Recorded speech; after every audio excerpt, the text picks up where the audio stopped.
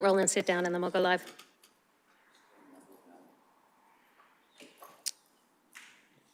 Good evening.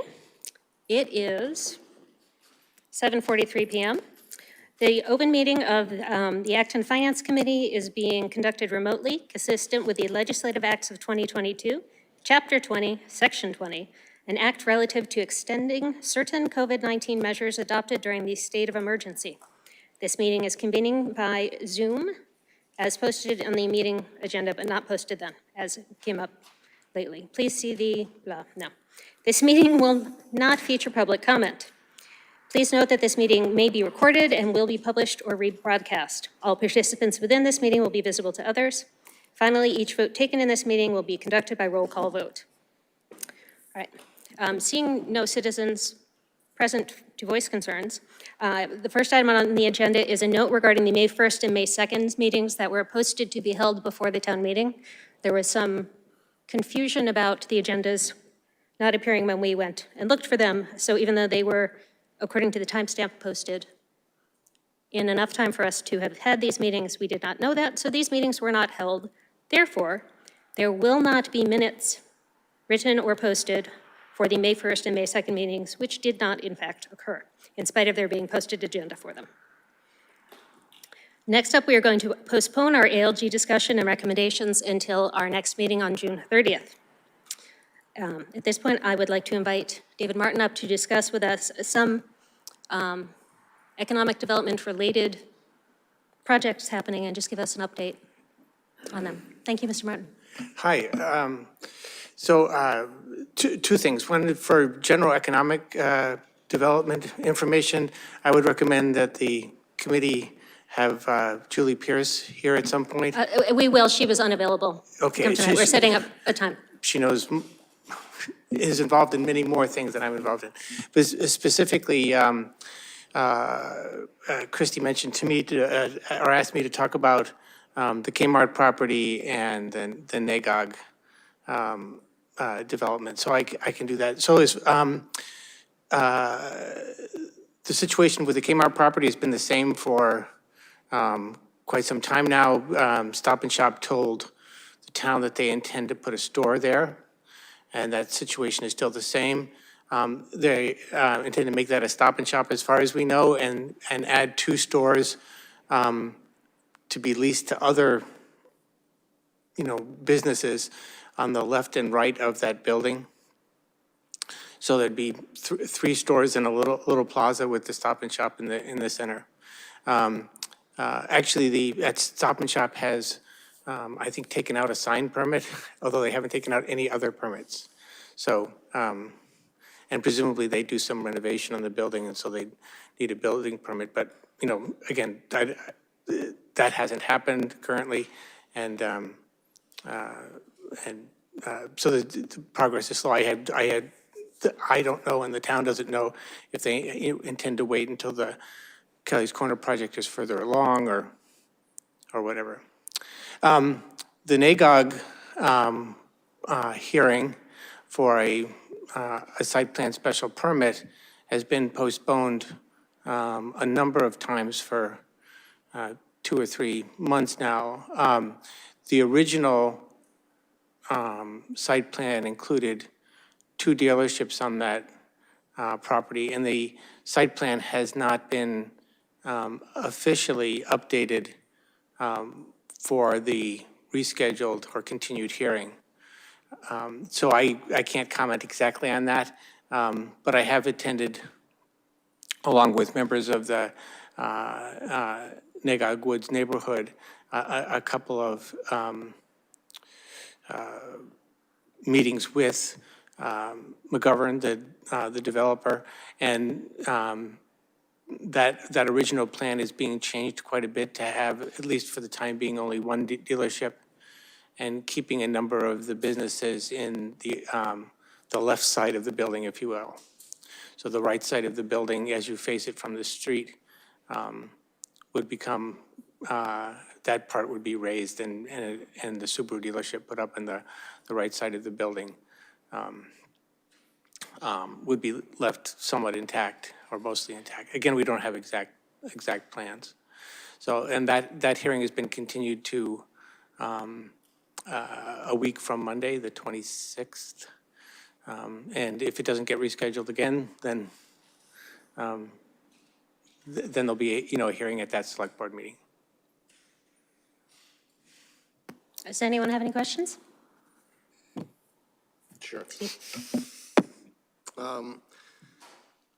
How certain do you think it'll get changed to one dealership? Because I've got a really great memo I'm going to send you, and I won't do it if that's going to happen. So my guess is that we won't know officially until days before. Right. The plans have not been officially updated, but in the meetings with McGovern and members and the neighbors, that's what they're saying. But,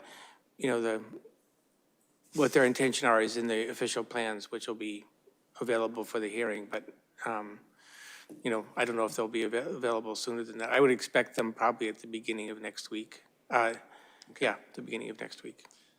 And do my eyes deceive me, or does the Acton Chrysler Plymouth dealership now say McGovern on it also? Yes, they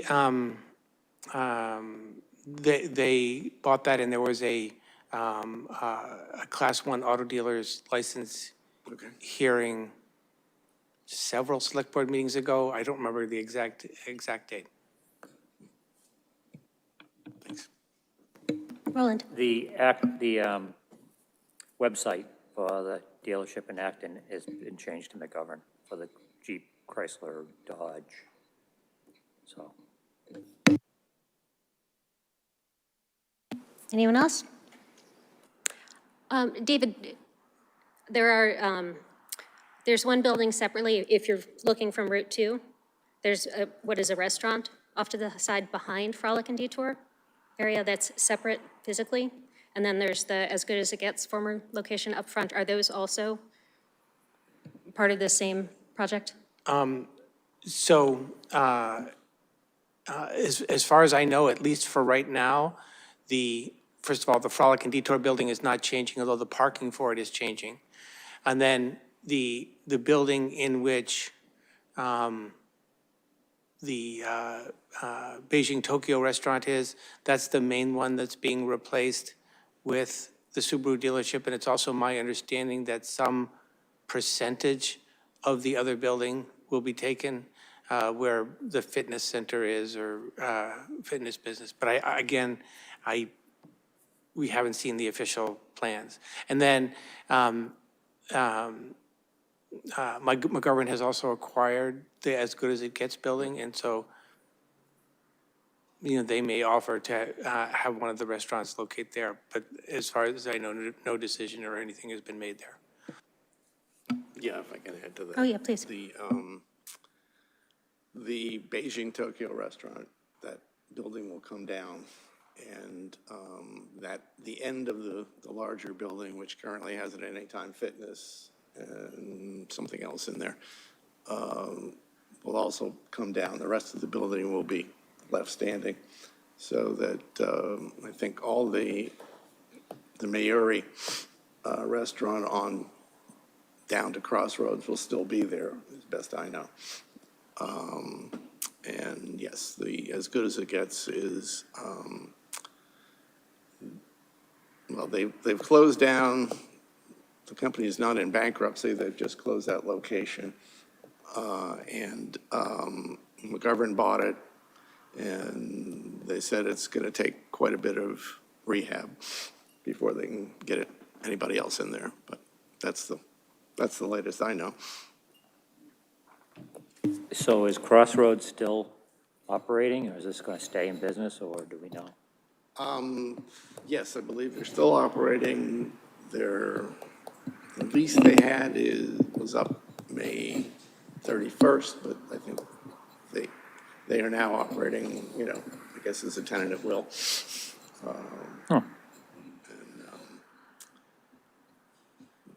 There's no reason why they should have to shut down. Okay, good. Oh, thank you. Unless anyone else has any other questions, we can let Mr. Martin go. Thank you, David. All right, we're on to Finance Committee minutes, business. Do we have any liaison reports? Jason, I'm hoping you have one. Yes. Apparently, I was not as exacting in my language as I should have been in our previous meeting. And so I have been asked to come back with clarification. So the most recent email that I wrote to Superintendent Light and Chair Brolin read in part, I will bring this back to the Finance Committee at our next meeting on Tuesday night. In reviewing the recording, I do understand now that this is not a bonus. What led me to believe that this was a statement of outside of their ordinary scope. That said, all of our objections to this, I believe, will stand. In the interest of exact language, I will clarify to the committee that you are not looking for a bonus, but instead cost recovery of an already expended salary to be paid by the school building committee funds. Please let me know if that is not an accurate depiction of the ask. And in the email snippet, both Superintendent Light and Chair Brolin wrote back saying that my updated verbiage was accurate and correct. To that end, Madam Chair, pending further discussion, I'd like to make an updated motion. Anyone? Please go ahead. I move that the Finance Committee via the chair send an email to Superintendent Light and Chair Brolin reiterating our objection to using school building funds for a salary, for employee salaries. Do we have a second? Second.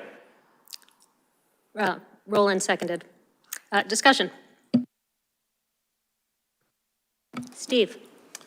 Well, yeah, I think the principle that we voted on last time still stands. It's using whatever it is, long-term money to pay current year expenses, which I consider to be improper accounting. And in fact, we're actually capitalizing, in one sense, current salaries and paying interest on them. I will support this motion as well. Jason, can you clarify for me, somewhat more pragmatically, is this something that normally a contractor would have been paid to do this? Or is it that the school ended up needing more school resources than expected? That's not entirely clear, but what I did ask was, is this the same salary that would have been paid to this employee, to these two employees, independent of the school committee, the school building work? And they said yes. And I said, and I'm curious, I do not have an accurate statement of whether or not they would have needed to go and find an outside vendor to do this work, or if this is work that is more or less part and parcel of incorporating another building into the overall responsibilities of the district. I'm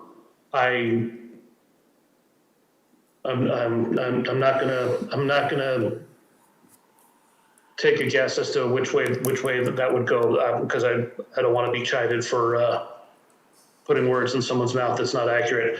The bottom line, though, is these two employees are getting paid exactly what they would have been paid, but the superintendent is planning on asking for cost recovery from time that they spent working on the school building project to be charged to the school building project, which I understand the desire, but they're not outside. This is not an extra vendor. This was not a side contract or anything like that. This is their regular job, regular salary. Does that answer your question? Are they trying to say these people didn't get to do their normal jobs because of this? I'm trying to come up with a reason why what they're asking for seems reasonable. Again, I want to be very careful because my language was not clear last time. The only phrase that I can pull out of the recording that I went back and listened to very carefully was outside of their ordinary scope. And that is a direct quote. Has this decision been made? You seem to think that you would be the lone dissenting voice on the, The decision has not been made. It was brought up as a topic of conversations for the next meeting. The next meeting, unfortunately, is tomorrow, which is why I want to make sure that we get our voice heard on this. I know at least one other member of the school building committee is in the room there. You may wish to ask their position as well, but from my perspective, this is salary. This is straight up salary. And they're looking to pull it out of a bond yeah, and pay interest on it? I'm sorry, Adam? and pay interest on it. Yeah, so just for my edification, these are salaried employees that already work for the school district, and the school district's looking to give them a bonus for No, the additional school work? district Not a bonus. is looking to pay their salaries for this 1 year, correct? Out of the school building project, Ah, so- borrowed money. Gotcha. Effectively saying that they were loaned out to the construction company or whoever would normally be under the umbrella. Again, I don't want to put words in their mouth, but the comment was recover some of the costs associated with their efforts. So I don't know if they wanted to take the full salary of these 2 employees or some prorated amount. I personally don't think it makes a difference.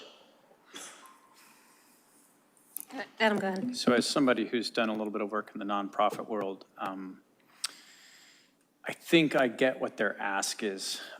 They're trying to reduce their own operating budget funds that are paid for by the taxpayers by using funds out of this other budget, which may or may not come from taxpayer, might also be partially paid for by the state. Is that right? No, it's still just taxpayer money, doesn't matter. It's just the difference of capitalizing the salary versus paying it out of the operating budget. Okay, I think I'm clear on that then. At this rate, since we're already beyond a lot of the MSBA reimbursements, a lot of the reimbursement buckets, this is going to come straight from the true up final bond that we have to take out for the cleanup at the end of this project. If you recall, we took out 97% of the total project in the first bond in the hopes that we'd come in, under or close to budget, and that obviously we can't go over because we're not authorized to, but then this would come out of whatever final true ups there is. Sorry, just one more clarification question. So this money would come off of a bond we've taken out rather than out of the set-aside fund for the Off of capital? an upcoming bond to be taken out. So we're not even looking at the super low interest rate on And the we're not initial looking bond. at reducing a set-aside fund either? Correct. Okay, thank you. Madam Chair. Yes. So if there wasn't an incremental cost, meaning we didn't pay these guys more for doing this work than say we did the year before or 2 years before, there is nothing to capitalize or fund. They're salaried employees. Now that the project's pretty well complete, will they be terminated or will they have their hours reduced? No. So they're salaried employees, they were assigned a role, and they were paid the salary that is assigned to the job for that period of time. There's no incremental cost here. We're capitalizing nothing and paying for it for 30 years with interest. Adam, So my opinion on the subject would be that I understand why they have the ask. I understand that it would be nice to be able to fund a portion of that from a more appropriate funding level. But the fact that it's going to get capitalized and cost us a lot more money in the long run because we're paying interest on it is an absolute no from me. Adam, were you saying that David Martin is also on the building committee? I was. Mr. Martin, would you be willing to just clarify whether you think what Jason has presented is the intent that you heard? So I'll just clarify several things. So I don't believe it's a whole year's salary, it's a portion of their salary. I don't know in the case of one person, but I know in the case of the other person that there were significant tuning and startup costs to the net zero features in the building. And she spent a lot of time, much more than expected originally, getting those systems started. Initially running in a way that properly heated and cooled the building. And so that's, I think, the kind of thing that we're talking about. And the other thing I'll just mention is that it's not capitalized usually, but, something like this certainly can be capitalized, but there are a number of cases where a portion of someone's salary is paid for in another way. Just one very simple example is the time that staff spends on CPC is paid for with CPA monies, right? That's just one example, and the CPC actually names that, grant each year to fund the staff coverage, and we don't hire a new employee for that. It's just a portion of their salary. And there are other cases where we have grants where a portion of someone's salary is paid for by the grant. I agree that that's not capitalized, so it's a I think different thing. the issue that you're hearing from most of us, and that I suspect Jason is going to jump in on, is that in this case, we're looking at paying interest on paying these people's salaries, as opposed to accepting that they are part of the already existing budget, would have been paid to do the job. It sounds to me like the scope of their job was different than initially intended.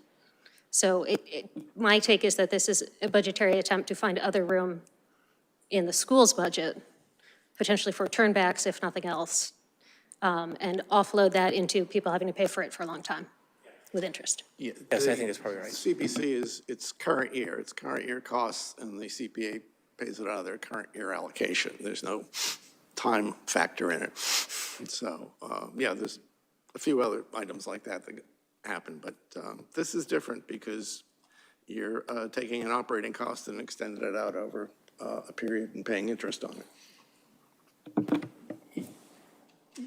Adam? Yeah, for me, it absolutely comes down to what is the T0 net present value of the cash flow.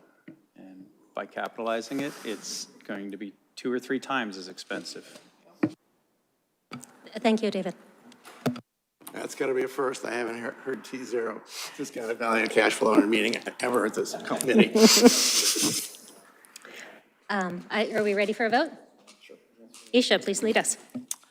Mr. Khan, I'm sorry, 1 second. Jason, could you please repeat the motion? I move that the Finance Committee via the chair send an email to Superintendent Light and Chair Brolin reiterating our objection to using school building funds to pay employee salaries. Thank you. I realize that was a motion and it was seconded, but I wonder if we could add an explanation, or Jason, have you added an explanation as to why we're opposed to it? Should that be added? The motion is for the chair to direct. Yes, I have written notes. She can say what she wants when she sends the email, which hopefully she will do either tonight or first thing tomorrow morning before tomorrow night's meeting. It's tomorrow night? Okay, thank you. should we call the vote? Yes. Mr. Cole, Aye. Mr. Khan, Aye. Mr. Noldy, Aye. Mr. Noon. Aye. Ms. Anderson, Aye. Mr. Sullivan, Aye. Mr. Borden, Aye. and I say aye, so that's unanimous. Thank you, the motion passes. Anything else to add to that, Jason? No, and I will have an update from the school building committee at our next meeting. Thank you. Any other liaison reports? Adam? Just a very short, that the South Acton Vision Committee, in conjunction with the Article 3 MBTA law, continues to meet at least once to twice a month, and is planning to put together soon another sort of outreach program for townsfolk to come and talk about some of the planning. And I believe that the goal is to have full planning and zoning presentations for town meeting for next year. So that's all for now. No, no one else? Okay. Steve? I don't know if you want this or not, Madam Chair, but last time we talked about the impact of the capital plan on taxes. I think it was part of a POV discussion, which I think I volunteered to do something with it. And I didn't do much, and I didn't know if you wanted me to talk about it tonight or wait till we have the POV. What do you think would be a better use of our time? It won't take long, Please go ahead. because I made 15 simplifying assumptions. So the 10-year capital plan calls for $76 million to be funded by general obligation bonds over the next 10 years. I simplified that by saying that we would spend $7.6 million each year, which won't happen, but I also said it would be at a 4% interest rate, and every item on it would have a 20-year life. Again, things that won't happen. So I looked at it over the next 5 years, and while the debt service will build slowly, in total, the 5 years will come to $9.9 million in principal and interest over 5 years, roughly $2 million a year. And on a $96 million tax levy, it would add roughly 2% per year to the tax levy. So instead of doing a 2.5, we'd be doing a 4.6. Again, very simplified assumptions. If you want, I can go into more detail and try and put it out by year and stuff like that. But that's kind of I just did a back of the envelope quick impact study. I would love I to. definitely want that in a slide Yeah. with with what Christine's doing. Yes, I agree. For the POV especially, I would love to see that in the context of the current expectations on the ALG spreadsheet. Okay. I'll put something in writing. Thank you. Anyone else? Mr. Martin? So I wondering if I could just ask a clarifying question. Sure. Was it your assumption that some portion of that debt was excluded, or all of it, or none of it, or you didn't make any assumption at all? I didn't make any assumption, you just have to pay for it. It's a simple principal and interest calculation.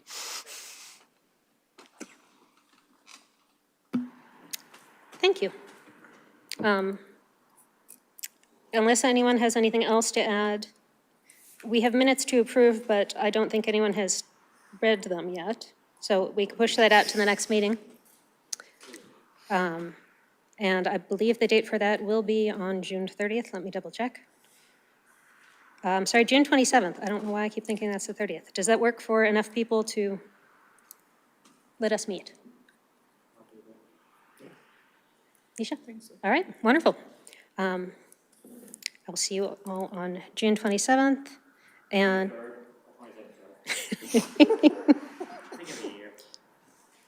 7:30? hopefully we will have Mr. Majors in attendance. I don't know if you all had a chance to see his email, but he is leaving town and retiring from the committee. So we'll need to find a way to celebrate him and his service to the town. Unless anyone has anything else to add, I think it's time for Vlad to make a motion.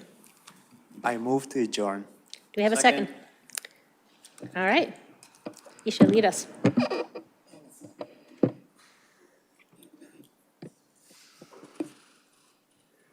I'll make it easy on you. It's unanimous. Mr. Cole, Aye. Mr. Sullivan, Aye. Mr. Noon, Aye. Ms. Anderson. Aye. Mr. Borden, Aye. Mr. Noldy, Aye. Mr. Khan, Aye. and I say aye. That's it. Good night, everyone. Thank you.